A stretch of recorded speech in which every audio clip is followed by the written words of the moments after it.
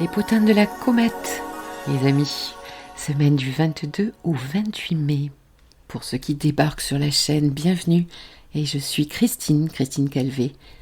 Je suis thérapeute et astrologue.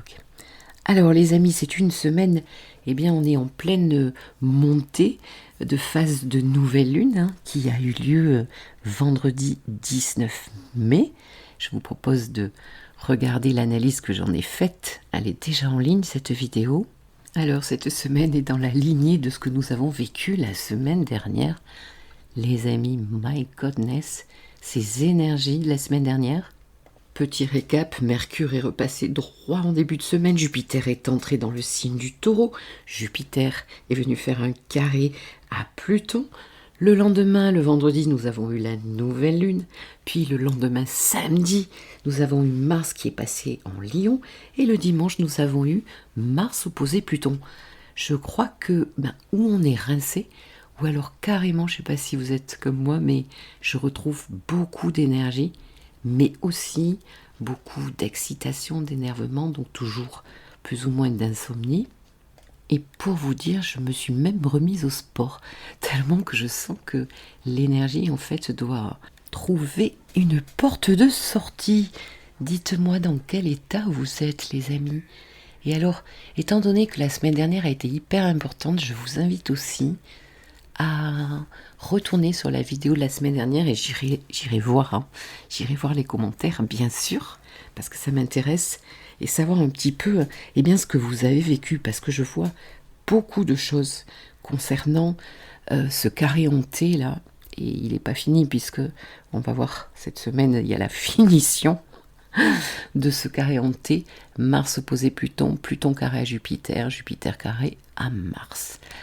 Qu'est-ce que ça donne? Je vois des histoires de, justement en taureau, d'achat par exemple de maisons où des notaires dysfonctionnent complètement, des arnaques, les amis. Je vois aussi des conflits relationnels, des conflits de pouvoir chez certaines personnes. En tout cas, merci à Mercure rétrograde pour certaines personnes aussi, parce qu'elles ont pu s'apercevoir dès que Mercure est devenu droit, des problématiques. C'est pas génial ça, quand même les amis.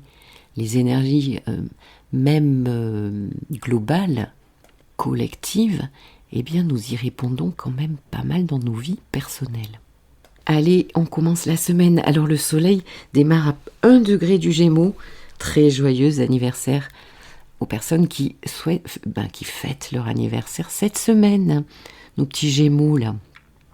Je n'en fais pas encore partie, bientôt.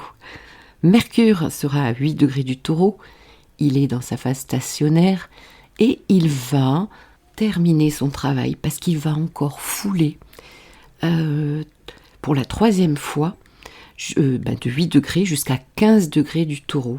Alors la date gelée c'est le 2 juin, donc c'est à partir du 2 juin où vraiment Mercure aura terminé complètement tout son passage sur ces degrés-là. C'était de 5 à 15 degrés Taureau. Vénus, notre petite bénéfique, l'amour, le relationnel, l'amour. Bon, 16 degrés du Cancer, donc elle va être facilitante, harmonieuse, super cool, avec tous les signes d'eau et tous les signes de terre, un petit peu plus difficile quand elle est en carré, les amis. Donc pour les béliers, les capricornes, et puis aussi les balances, attention aux chamailleries et aux désaccords. Même au niveau d'argent, attention aux dépenses excessives. Et puis nous avons Mars qui se trouve à 1 degré. Oui, on en a parlé de celui-ci. Il est entré samedi 20 dans le signe du Lion. Et Mars, il va allumer la mèche ici, les amis. C'est en fait le pétard qui va allumer le carré, vous l'aurez compris, pour les astrologisants là, de Jupiter carré à Pluton. La loi, le pouvoir, etc. Alors c'est une semaine, on va dire, un petit peu plus calme, bien que... Pourquoi calme? Parce que, il y a quelques petits transits, mais on a besoin de se poser dans les nouvelles énergies que nous avons déjà vécues la semaine dernière, on est d'accord. Au besoin, réécouter cette vidéo de la semaine dernière des potins de la comète. Et mettez-moi un petit commentaire, ça m'intéresse. Donc lundi 22, la Lune est en Cancer et le Soleil fera un joli sextile à Mars. Donc un Soleil en Gémeaux qui a besoin de communication, qui a besoin de s'exprimer, de se déplacer, peut-être être à la recherche de choses, je ne sais pas, de maison, d'un travail, peut-être aussi des papiers à faire encore. En tout cas, beaucoup d'énergie d'air, donc de communication quand on est dans l'air. Et puis, sextile à ce Mars en Lion, nouvellement Lion.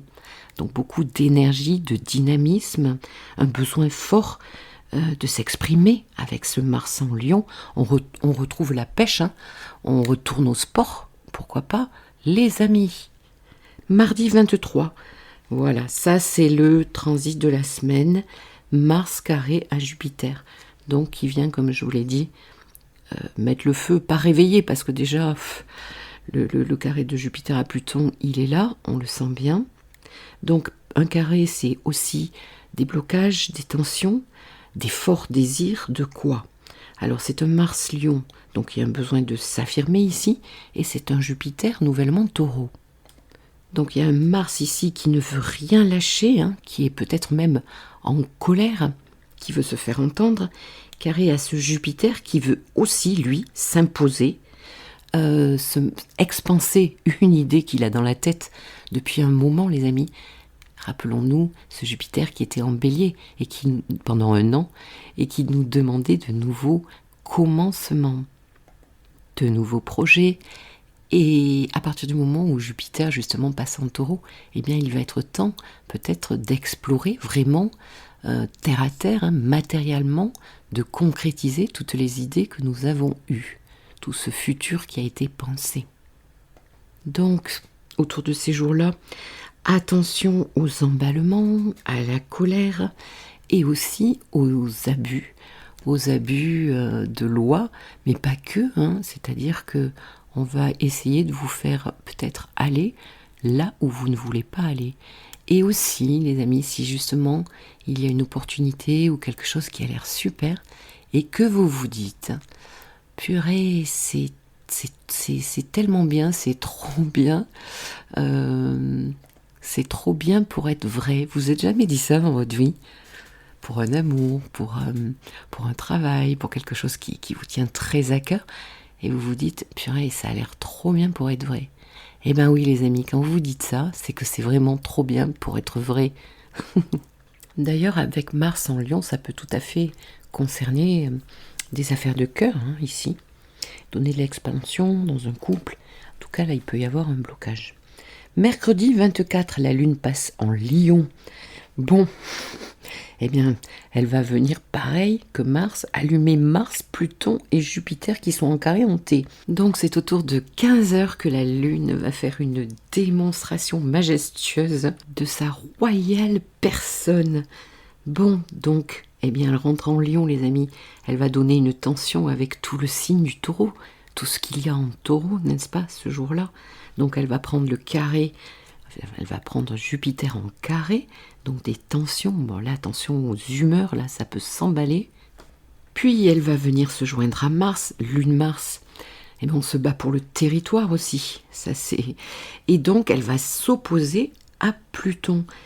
Mercredi 24, c'est quand même un moment assez chaud, où si vous voulez, ça fait quelques jours que toutes ces planètes-là se mettent en place dans ce carré en T. Et là, ça peut être un petit peu explosif quand même. Et ça peut bien sûr accentuer justement une problématique que vous auriez. Alors, quelle problématique vous avez, les amis? Ça dépend où ce carré en T se trouve dans vos maisons natales. Jeudi 25 mai, la Lune est toujours dans le signe du Lion et elle fera un carré à Mercure. Bon, là, la sensibilité, la communication, il y a des petits désaccords. Ce carré se trouvera autour des 10h du matin. Et puis vendredi 26, la Lune est toujours en Lion et carré à Uranus. Ben oui, elle aura parlé un petit peu par carré à toutes les planètes. Donc vraiment là, mercredi, jeudi, vendredi, vous pourriez en savoir plus si jamais vous êtes dans l'attente de quelque chose. ça peut aussi se débloquer, mais d'une manière peut-être aussi inattendue. Bon, nous avons quand même, nous avons Vénus à 19 degrés Cancer, sextile à Uranus qui est en Taureau. Ça va amener un petit peu plus de douceur ou alors une porte de sortie pour souffler et avoir un petit peu de bien-être. Donc Vénus, bien sûr, le bien-être, la douceur, et Uranus, la nouveauté, la découverte. On a peut-être envie de faire aussi des choses nouvelles. On peut rencontrer des personnes nouvelles aussi. Ça peut être agréable. On peut passer des accords inattendus et plutôt bienveillants à notre égard. Un achat en vue peut-être d'une nouvelle sécurité. En tout cas ici, il y a une priorité au corps. Le Taureau et le Cancer, ce sont deux énergies très féminines et le Taureau nous parle beaucoup du corps, des plaisirs, de la vie, nous parle de l'art, beaucoup de créativité aussi. Les amis, si vous avez besoin de faire quelque chose qui demande de la créativité, eh bien c'est vendredi qu'il faut le faire. Et puis le week-end, ça y est, samedi 27, alors la Lune va transiter dans le signe de la Vierge. Et il va se passer le carré croissant de la nouvelle lune qui a commencé vendredi 19. Donc ça veut dire ici qu'il y a un tournant dans cette phase de 28 jours là, de ce cycle taureau. C'est un tournant, ça veut dire quoi? Ça peut être une crise, mais ici c'est dans l'action. Donc il y a peut-être besoin de changer des choses, de se rediriger. En tout cas ici quand même 6 degrés Vierge, 6 degrés Gémeaux, on est chez Mercure les amis. Donc c'est très intellectuel, très dans l'analyse, on est beaucoup dans sa tête. On compte, on prévoit, on analyse, on communique. Bon, mais c'est pas évident parce que c'est un carré. Donc ici, le soleil, notre rayonnement, notre force de vie, le soleil est en tension avec mes émotions, mes besoins, peut-être des histoires de famille. En tout cas, il y a quelque chose entre le yin et le yang et ça tire pas dans la même direction. Et puis dimanche, eh bien, nous nous retrouvons avec un soleil carré à Saturne. Soleil à 6 degrés du Gémeaux, carré à Saturne à 6 degrés du Poisson. Bon, ici, des obstacles. Avec Saturne, c'est pas évident. Un sentiment. Alors là, les Gémeaux, la premier décan, ils savent vraiment de quoi je parle. Ça fait un petit moment qu'ils doivent sentir ce carré de Saturne à leur soleil. Et d'ailleurs, pour les personnes qui fêtent leur anniversaire cette semaine, eh bien, ils vont se retrouver du coup avec dans leur révolution solaire, eh bien, avec ce carré soleil à Saturne. Donc ici, peut-être un sentiment d'isolement, de rejet, d'éloignement, se confronter à des refus, à des fins de non-recevoir, avoir envie de se retirer, avoir envie d'être dans plus de solitude, avoir des ressentis de manque, l'impression que personne ne nous aide. Alors attention à la victimite, ici, se positionner en victime, en Calimero, non. Pourquoi ? Parce que en fait, la victimite, ça ne permet pas de reprendre son pouvoir intérieur et ça ne fait que nous descendre au fin fond de quelque chose d'assez noir. Bref, des frustrations. Ça me fait penser dans le tarot, ceux qui tirent les tarots, c'est un petit peu le 5 de Pentacle ici. C'est-à-dire, c'est un peu Rémi sans famille, sans argent, etc. Alors que finalement, si on lit ce transit un petit peu autrement, eh bien ça va demander avec Saturne un effort par aussi une progression lente, mais une progression bien possible. Gardez la foi aussi avec un Saturne Poisson, on est chez Neptune, la foi. Gardez le cap sur ce que ce soleil en Gémeaux, là où il transite, sur ce qu'il désire ici. Peut-être aussi un dur retour à une certaine réalité qu'on n'a pas voulu voir. C'est aussi très possible. Qu'est-ce que j'avais envie de vous dire ? Oui, j'avais envie de vous parler de Jupiter qui va quand même se joindre, alors très exactement le 1er juin, Jupiter conjoint nœud nord. Ça, c'est quand même aussi, pour certains, un joli rendez-vous. Mais bien sûr, ça ne travaille pas que le jour où ils sont conjoints. Donc mai et juin, en fait, ils sont à quelques degrés, ils sont déjà en conjonction. Disons qu'on peut prendre l'influence de cette jolie conjonction de Nord-Jupiter. Donc là où le 4e degré du Taureau se trouve dans votre thème. Ça peut parler d'une rencontre karmique, puisque le Nord, bon, avec Jupiter, ça peut être aussi une personne sage, un guide, une personne plus protectrice ou qui dépend d'un autre milieu que le vôtre, qui peut tout simplement en fait aussi apporter des appuis importants à tout niveau, relationnel, au niveau de l'argent, etc. Un engagement pour une expansion aussi, un mariage bien sûr, je sais pas, un baptême, une signature très importante, la signature de votre vie, why not? Allez, après je vous propose de prendre un petit peu de recul sur certaines dates, ça peut nous aider. Donc il y a aussi Pluton qui va retourner en Capricorne très bientôt, c'est-à-dire le 11 juin les amis. Donc ben oui, c'est d'ici une quinzaine quoi. Donc Pluton, on va retrouver nos embrouilles capricorniennes. Et oui, et puis aussi socialement, eh bien, il risque de se passer de belles choses. Parce que ici, il va falloir que la poutre, vous savez, on dit que Pluton, c'est un petit peu la termite qui mange la poutre. Donc il y a un moment donné où on va mettre le pied, un coup de pied dans la poutre, et il va y avoir que de la poussière. Bon, ben ça doit aller jusque-là, les amis.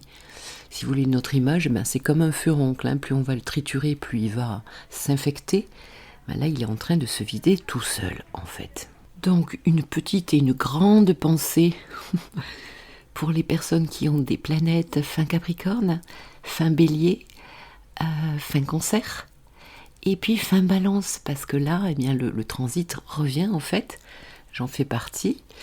Ben oui, écoutez, on va voir ce qu'il y a lieu de transformer radicalement ici, de faire mourir pour renaître avec Pluton. Après, je voulais vous parler des nœuds, donc ce nœud lunaire là, qui vont aussi changer d'axe. Eh ben, c'est pas trop tôt. 1 an et demi, Taureau-Scorpion. Ouais, je crois qu'on a bien vu tout le côté black, noir du Scorpion, du nœud sud en Scorpion, n'est-ce pas? Je parle en tout cas socialement, bien sûr. Donc 17 juillet, eh bien nœud nord en Bélier, chez Mars. Ouais, bon. Donc ici, il est question aussi psychologiquement de prendre plus d'indépendance, de devenir le leader de sa vie avec audace, courage, énergie, quelquefois même fougue. En Bélier, on pense à sa pomme. Vous croyez que ça m'arrange de penser à ma pomme? Eh ben ouais, là en Bélier, on va penser à sa pomme. Bon. Et puis ce nœud sud en Balance, il va nous servir aussi, si on le voit plus positivement, de support, d'expérientiel en matière de relations que nous avons déjà vécues. Donc tout ça peut nous aider à trouver un équilibre dans cet axe Bélier-Balance et ça va nous faire travailler beaucoup. Chez certains, ceux qui en ont besoin, eh bien la dépendance affective, ne pas attendre que l'autre nous apporte tout, nous rende heureux, mais se prendre en main et commencer déjà à être bien soi-même, parce que sinon la relation, eh bien, elle part d'un mauvais pied. Bon, on aura tout le temps de voir ça en date et lieu. Et puis juste une dernière chose, le 22 juillet, Vénus va passer rétrograde. Vous savez que Vénus va passer dans le signe du Lion. Donc tous les signes de feu, les signes d'air vont être plutôt contents, de belles opportunités pour ces signes-là. Et donc, eh bien, en juillet, en fait, Vénus sera déjà maître du nœud sud. Donc, quand elle va rétrograder, parce qu'elle va rester du 22 juillet jusqu'au 3 septembre en rétrogradation, il y aura lieu de revoir une réflexion sur tout notre relationnel, sur nos questions d'argent, sur notre valeur, sur ce que nous faisons, quelle valeur, par exemple, augmenter nos prix, et surtout, bien sûr aussi, l'amour de soi. Ici, il y aura aussi une affaire de cœur, les amis, en Lion. C'est le cœur qui bat. Donc, certainement avec cette rétrogradation des changements dans nos valeurs, dans nos affaires de cœur, pour aller vers beaucoup plus d'authenticité avec le Lion. Je ne vous dis pas que ça va être simple non plus, parce que en Lion, eh bien, ça va se retrouver forcément en carré à Uranus. Oh là là, Vénus carré Uranus, là.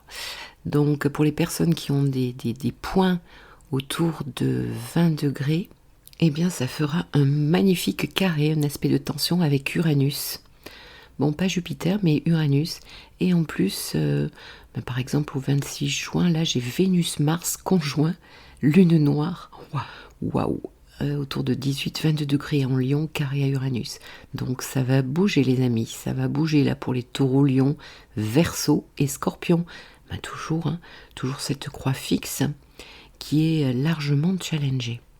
Voilà, c'est fini pour cette prise de hauteur avec nos transits. Je vais vous souhaiter une très jolie semaine. J'espère que tout va bien se passer, il n'y a pas de raison.